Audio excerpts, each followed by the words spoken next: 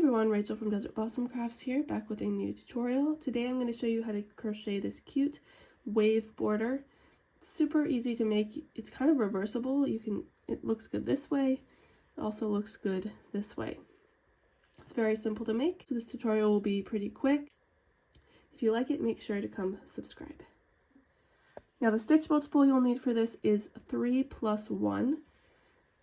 That's if you're working in rows. If you're going to work in the round, you'll just need a multiple of 3.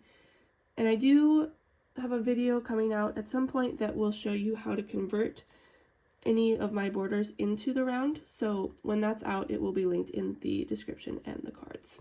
So I have just some simple double crochet rows here so I can demonstrate this for you. We're going to start by chaining 1, turning and single crocheting into the first stitch. Then we're going to chain 2. We're going to make 3 single crochets into that second chain. 1, 2, 3, just like that. Then we're going to skip 2 stitches and single crochet in the next. And this is literally all there is to it. We're going to again chain 2, make 3 single crochets. So look, here's my 2 chains. 1, 2, and on that second one we're going to do single crochet, and 1 more single crochet. Skip 2 along the bottom here and single crochet into the third. So you can see we're starting to get that nice little border. I'll show you one more time. Chain 2,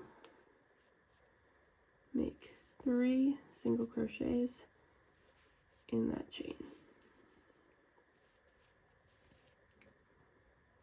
and then skip 1, skip 2, and single crochet here.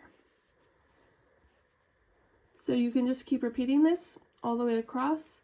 Like I said, make sure you have that multiple of 3 plus 1 and you'll be good to go, or 3 in the round. One other quick note, if you are working this border around a rectangle or square and you want to go around the corner, it's pretty easy to do. You just want to make sure you space them out well enough. So if I turn this over here, you can see I kind of want to put 1 single crochet right before the corner and then another single crochet right after the corner, so that that wave stitch goes right over the corner right there. And then you can just keep going down the rough edges as well.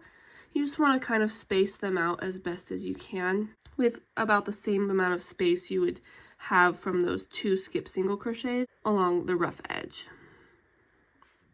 I do have lots more crochet border patterns either out now or coming out soon, so I will link a playlist to all of these in the description box or in the cards.